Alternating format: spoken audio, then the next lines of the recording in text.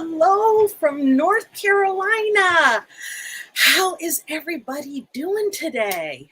This is our fifth live session.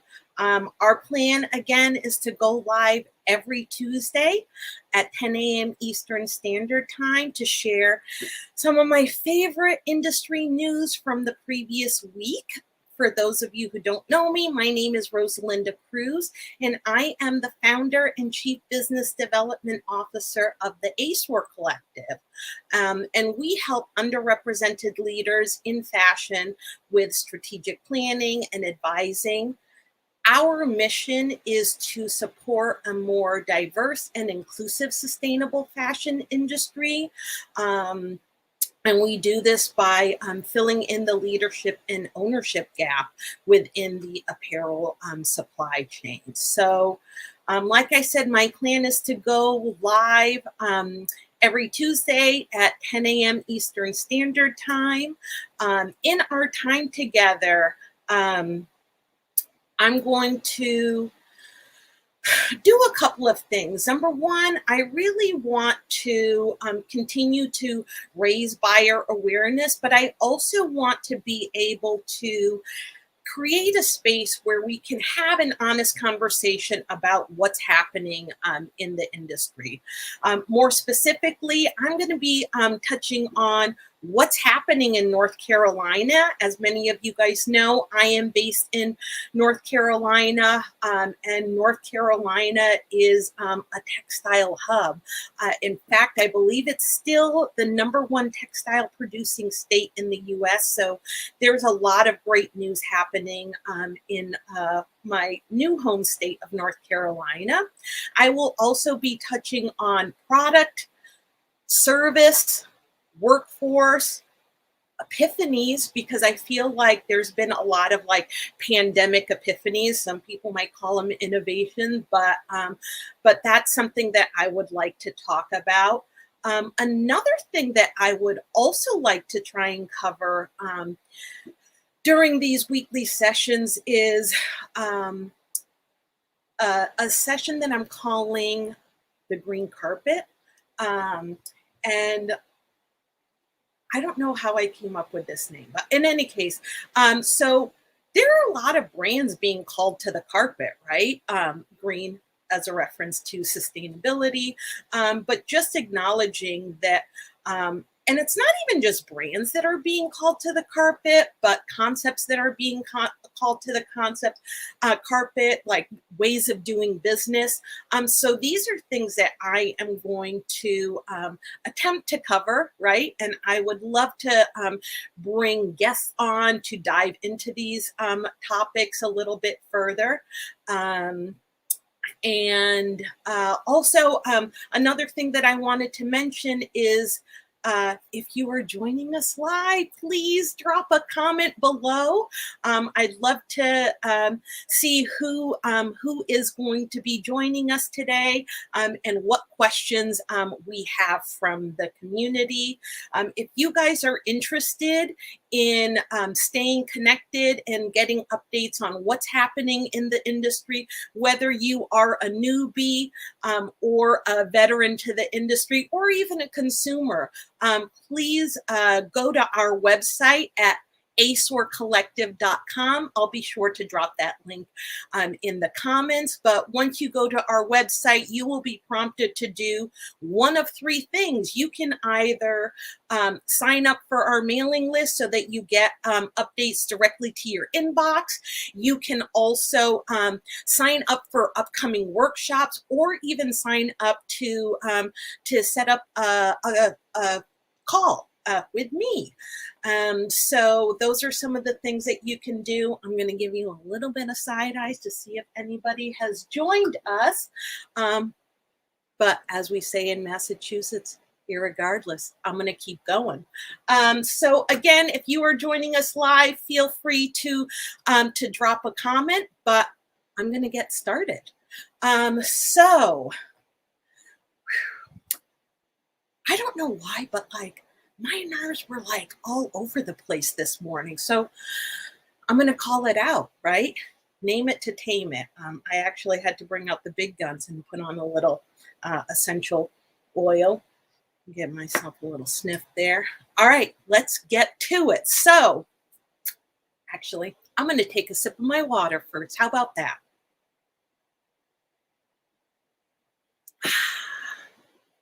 There we go. Okay, so in North Carolina news, Tanya's Pecan Crisps is a North Carolina-based business, and she made it to the Oprah list. So that was really exciting to see. She actually has a shop in the Crabtree Mall where she not only sells her pecan crisps, but other North Carolina made products. So that is exciting. Yay for Tanya's Pecan Crisps. And also for Made in North Carolina. Other interesting news is that the White House Christmas tree is from North Carolina. Last week, in our weekly rundown, I talked about how North Carolina is, I think it's like #2 Christmas tree producing state. But this year, the White House Christmas tree is from North Carolina, and it was raised and harvested in Jefferson, North Carolina, which is in Ashe County. So yay, North Carolina again. In other news, North Carolina news, as some of you may know, I am on the board of directors for a local nonprofit that's called Redress Raleigh. And I'm holding my hands here because I'm trying not to raise the roof because I love this organization. In any case, Redress Raleigh is doing what we're calling a friend raiser. And what we are trying to do is increase our reach. And we are going to be running this campaign through November 30th. And our hope is that you can either follow us on social media, tell 3 friends about Redress Raleigh's mission. And their mission is really to cultivate a more responsible ecosystem for the fashion industry by educating and mobilizing consumers to be positive advocates while leveraging industry-related partnerships. So I will be sure to drop the link for Redress Raleigh, but you can also just type that into your search engine and they will pop up. They are on LinkedIn, Instagram, and Facebook. I'm not sure if we're on Twitter or Pinterest, but in any case, give them a follow and tell your friends about their mission. In other news, the Carolina Textile District, Carolina Textile District, or CTD, as some people refer to it as, is a network of textile manufacturers that grow and thrive together as they collaborate to meet the increasing demand for U.S. textile production. So they are actually hosting an event on Giving Tuesday, which is the Tuesday after Thanksgiving. And the event is Slowing Down Fast Fashion. So again, I will share that link in the call notes. Call notes, what are they called? Show notes, yeah. So yay, Carolina Textile District. In other news, Industrial Commons, which I probably should have looked up their mission and stuff, but they are another great organization. I know that the CTD sits under the Industrial Commons sort of umbrella, along with Opportunity Threads, which is Opportunity Threads is the largest employee-owned cut and sew facility in the U.S. And Industrial Common just released a video last week, which I thought was absolutely amazing. but it is their story brought to life. And the video really showcases the work and the beauty of the diverse community that they're a part of. And it is, again, a really beautiful story. And I guess it also highlights the incredible work that's happening here in North Carolina. So shout out to our friends at the Industrial Commons. And again, if you guys are interested in that link, go to our website, sign up, and you can get a copy of the show notes. Also in North Carolina news, right? And this is sort of like moving into the topic of product, right? I'm going to check my timer here because guess what? We're going past 10 minutes. I won't tell you why, but I found that I was a little out of breath trying to squeeze everything into a 10-minute segment. And I don't want to be out of breath. I really wanted to be able to dive in a little bit deeper into some of these topics. Yeah, so I am going to set my timer here. Sorry. Let me set my timer here so we don't go past 10:30. But in any case, in product news, cotton is increasing in pricing. So Just Style released an article on November 17th, and it was called Record High U.S. Inflation Hits Denim and Sneakers Hard. And so one of the things that they reference is the rising price in cotton and how it's affected categories like denim. And I'm just going to read a little. One of the things that they were saying too is they reference Contour brands, which Contour is the brand who owns Wrangler and Lee jeans. They are also another North Carolina-based business, but as a result of this rise in cotton prices and the impact of cost on raw materials used in production, their stock prices have fallen 6%. So that was a bit of a bummer to hear. But again, I wanted to highlight really what the impact on the industry is, especially as it relates to the increase in cotton prices. So also wanted to mention that it is cotton harvest season here in North Carolina. I am going to be posting a little video later today on our social media channels about harvest. So technically, the harvest started, I would say, about 2 weeks ago, which is great because we had some rain in the last 2 weeks, which would obviously have a detrimental impact on the harvesting of the cotton. So I'm glad that a lot of farmers were able to get out into the field and harvest that cotton before the rain came. But if you are interested in learning a little bit more about what the cotton harvest process looks like, be sure to follow us on social media. And also in product news, last week I touched on how do I reconcile my love for retail and fashion with all of the overconsumption that's happening in the industry. And also, especially at this time of year when, even though supply chain, we're having supply chains issues, which are making it difficult to keep products stocked. Brands are still pushing consumption. We are also celebrating Nothing New November.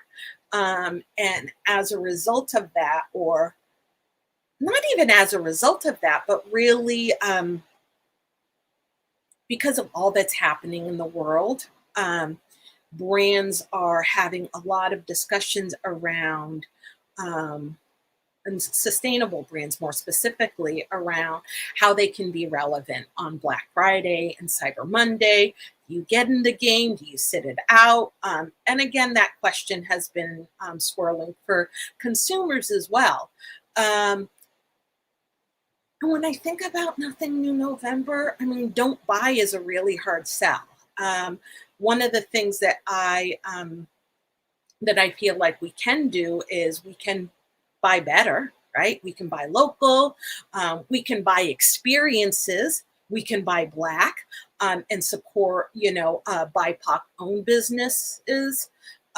We can also support brands that support us or support change when it comes to diversity, equity, and inclusion, as well as sustainability.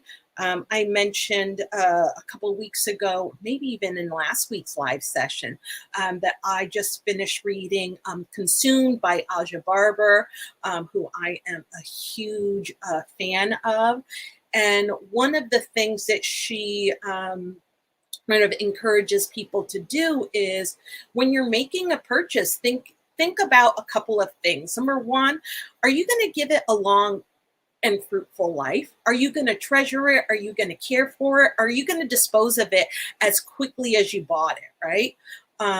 Another thing to think about is if it wasn't on sale, would I buy it? Is it made well?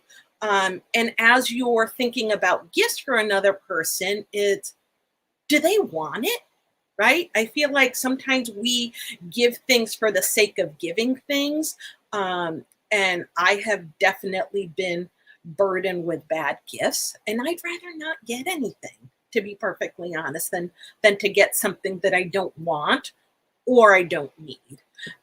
So another thing to think about, I did share last week that I was going to be sharing some tips on some guilt-free options. We talked about hashtag gift black, which was something that was created by the 15% pledge. And one of the things that they did is they created this curated holiday gift guide, which has 150 items from 50 Black owned brands, which that was exciting. I actually, man, there's another, I'm going to make sure that I include it in the show notes, but I just saw another company who is creating Shop Black guide, and I know that they listed 75 Black owned businesses to buy from. So I will include that in the show notes. And over the next couple of weeks, I'm going to continue to share, some zero cost ways to support small business and also to give clutter-free gift ideas. On that same note, but kind of shifting from product to service, I think I have a sneeze coming. Nope, but I am going to take a sip of my water. I'm not used to monologuing. I mean, I can definitely be a talker, but monologuing, whew, man. All right, so services news.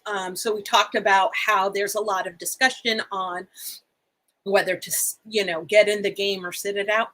I'm going to sit it out. I find this holiday to be exhausting. And maybe that is from having spent a lifetime in retail. I've been in retail for more than 30 years. And I actually really enjoy the quiet time. And as I mentioned in a post last week, JOMO, joy of missing out. So I am going to enjoy missing out on a lot of things this holiday season. But Many businesses are actually participating in what's called the redistribution pledge. And it is part of hashtag Reclaim Black Friday, which is a campaign that's dedicated to amplifying the work and voices of Indigenous and Black leaders. So that's really great. That campaign focuses on redistributing to land-based organizations because they believe that it is important to acknowledge the original stewards of the land and return it to those who have historically cultivated regenerative and healing relationships with the earth. It's also important to hold space for reclaiming and healing and recognizing the trauma and genocide that's widely celebrated through what has been painted as an endearing holiday of gratitude. Again, if you get the show notes, I will give you more information on that.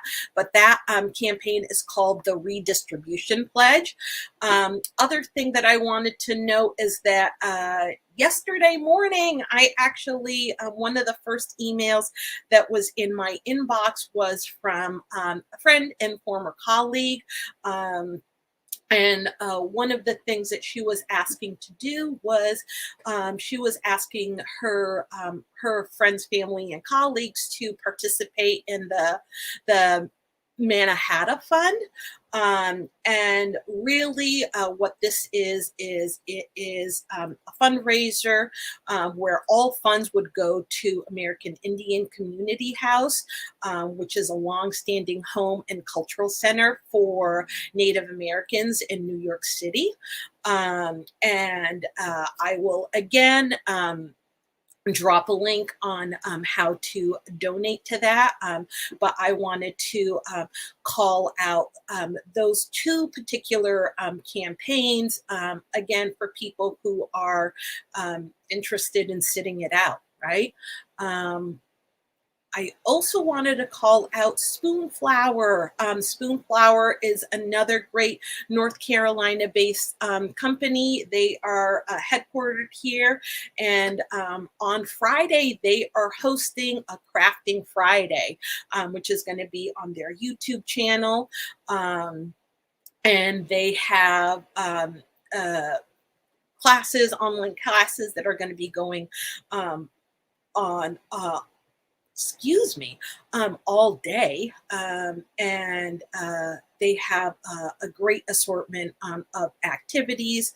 Of the 14 people who are going to be teaching these crafting sessions, there's a good amount of diversity there in terms of women, people of color, and the list goes on. So yay, Spoonflower. Now we're going to move into workforce news. So I don't know if this is just my algorithm, but there has been a lot of news about Target, right? So Target has announced that they are closing on Thanksgiving, and they are joining other brands like Walmart, Trader Joe's, and Aldi's, and closing on Thanksgiving. And I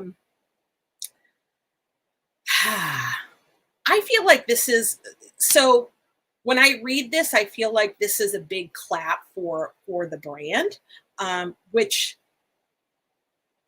again, my belief in people's abilities to change isn't conditional. But I think that this is more of a clap for the workforce, right, than it is for the brand.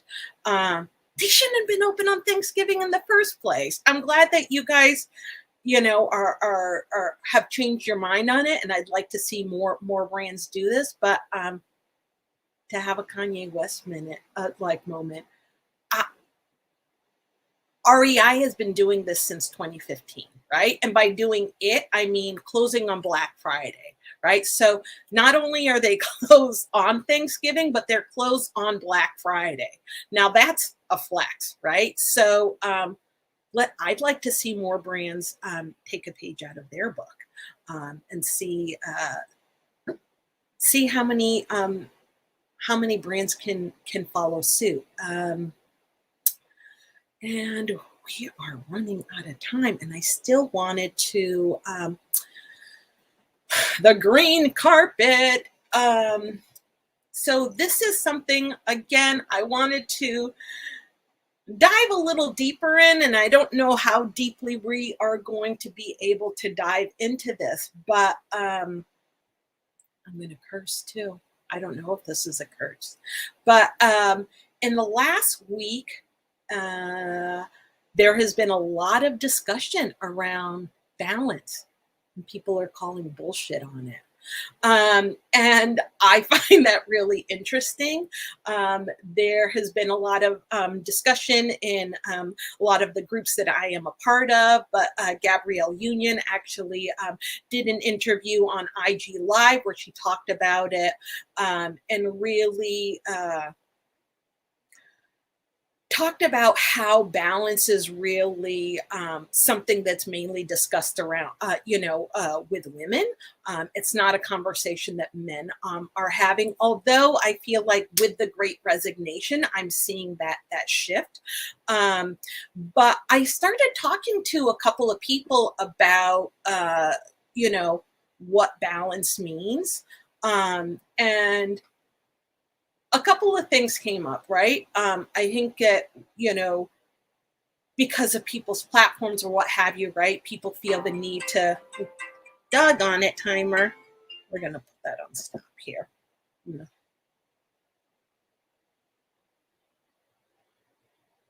Here we go. So because of people's platforms, what have you, or their expertise, they feel like they need to talk about balance. I talk about balance a lot because it's something that I am, striving to achieve in my life. One thing that I am super honest about is that I haven't nailed it yet, right? But I am starting to shift my idea of what balance looks like. And I know, even before this conversation surfaced, that balance looks different for everybody, right? It's not like a 50-50 thing. But in speaking with a friend, she really, one of the things that I liked about it is like her initial response was like, why does everybody care about what everybody else's definition of balance is, right? Like, why does everybody care so much if somebody else is living a balanced life? Like, focus on you, right? Are you doing too much? Are you not doing enough? Like that is how you achieve balance, right? And balance is really more about being able to do all the things that you need to in life, right? And do that in a way that honors, right, the different aspects of your life. And I think that this is something that, again, I am going to continue really thinking about. And I kind of am curious to hear from you guys, like, what does balance mean for you? Um, and again, there are different seasons, right? Where we, depending on what's happening in our business and our personal life, that we feel like we are able to achieve more of that picture of or dictionary definition of what balance is. But yeah, so more to come on that. And again, we are almost out of time. And I can't believe that I talked this long. But before we leave, I just wanted to remind everybody that last week we released a newsletter.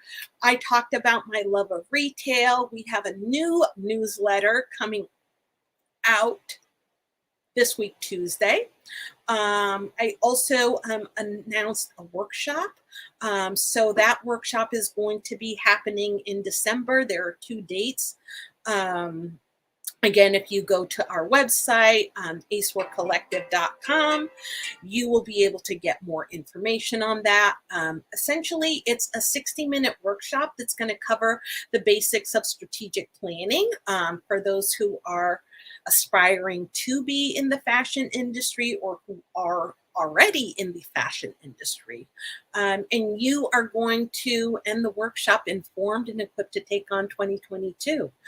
Some of the topics that we are going to cover are setting a strategic objective, singular, not plural, setting and exceeding revenue goals, key industry happenings, identifying patterns in your business and best practices.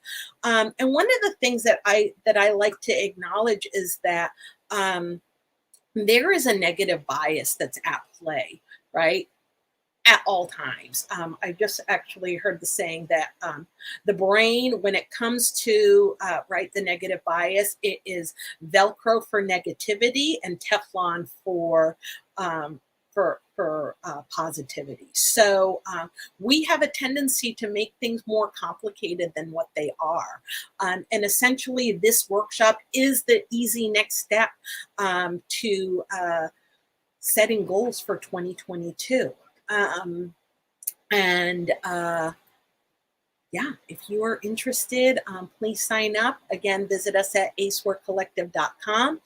Over the holiday season, I'm going to continue diving deeper into some of the topics that we touched on today. But again, the evolution of department stores and its impact on how we shop, regional markets, family-owned businesses, and small-owned businesses. We're going to talk about quality over quantity and how loved clothes last, more clutter-free gift ideas, how to support small business and BIPOC-owned businesses.